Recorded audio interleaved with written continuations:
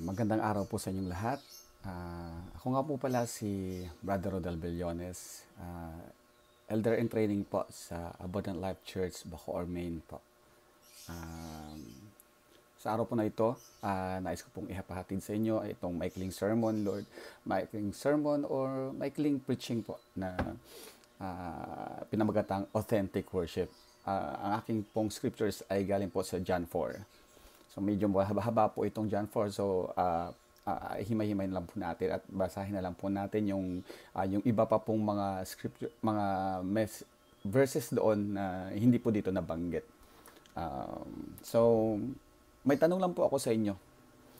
Dumating na po ba sa punto ng buhay natin na ibig natin magbigay o magregalo sa isang taong malapit sa atin, subalit alam natin na halos lahat ng bagay ay mayroon na siya? Di po ba napakahirap? Siguro ang hirap mag-ikot sa mall, di ba? Kung pumili ng mga bagay na ireregalo mo sa taong sa taong gusto mong regaluhan. Kasi hindi natin alam kung magugustuhan niya ito o kaya hindi. Ngayon naman po, i-apply po natin ito sa ating Panginoon. Mag-offer po tayo sa Diyos ng isang regalo. Subalit alam naman po natin na hindi kailangan ng ating Panginoon ng material na bagay. Ano po kaya ang pwede natin ibigay sa ating Panginoon?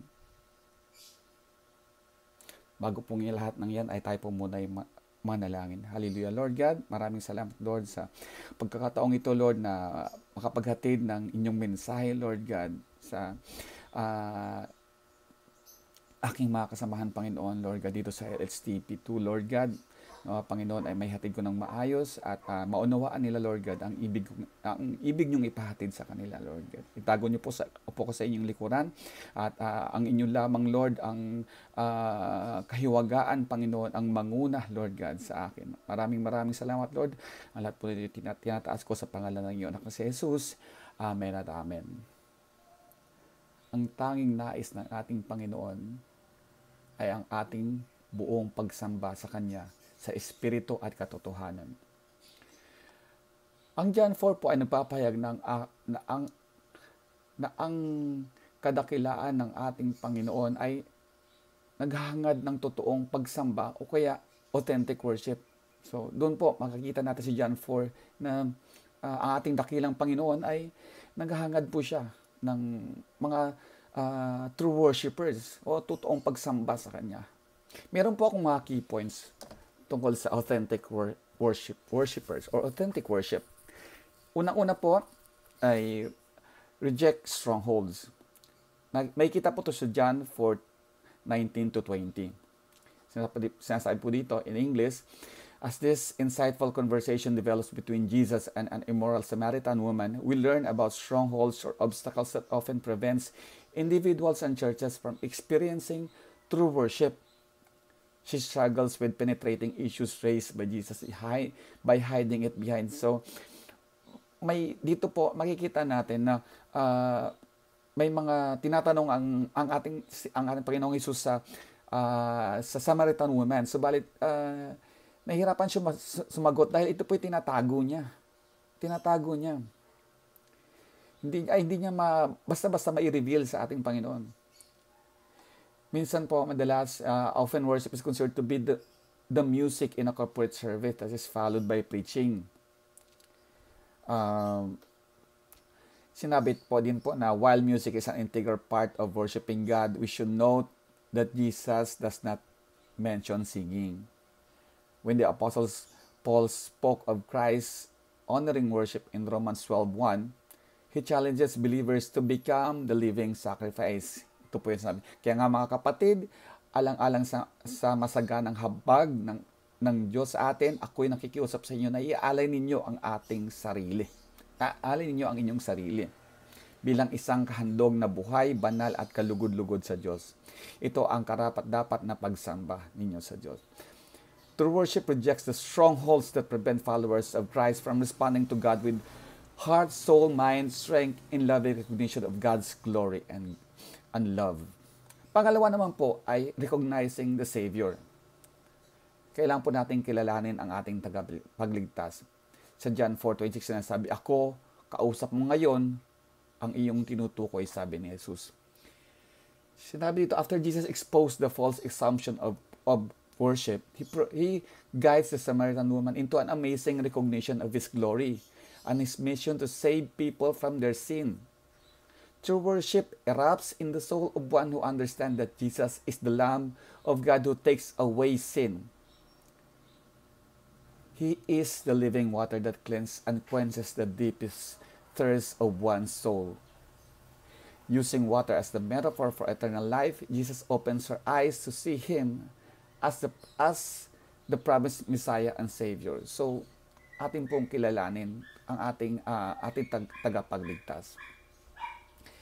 Sa pangatlo naman po ay tayo po ay mag-repent sa ating makasalanan. Repent of sin. Makikita po ito sa John 4:16 to 18. Another principles of true worship surface in Jesus' instruction for the woman to go tell your husband. Nag-assume po dito ang ating Panginoon na hindi pa siya kasal. I mean, hindi pala nag-assume. Alam na ng Diyos. Jesus guides her to confess and repent of sin. Malalaman po natin doon na hindi pa sinasabi ng Samaritan woman, pero alam na ng Diyos. Dahil alam po naman natin na lahat ng bagay dito sa mundo ay alam ng ating Panginoon. Alam ng Diyos ang ating buhay.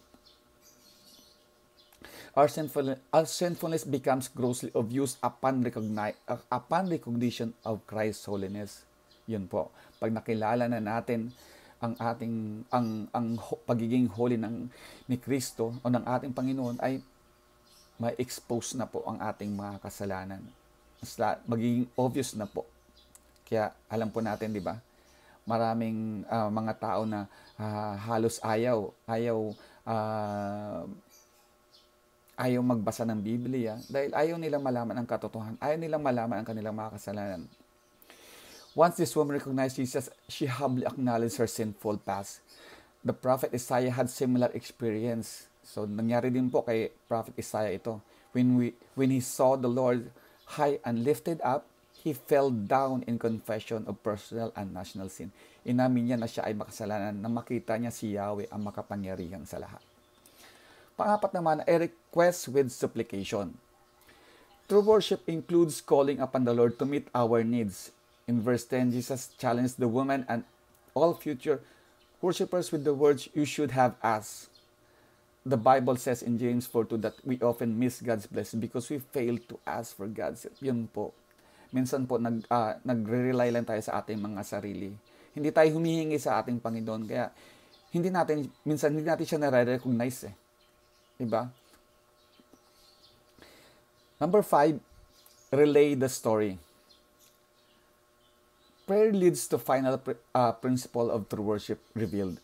This woman left her water pot and returned to the village to tell others how to receive eternal life. In verse 39 reveals that many believe because of her testimony. Sinabi po doon sa 39 na maraming Samaritano sa bayang iyon ang naniwala kay Jesus dahil sa patutuon ng babae.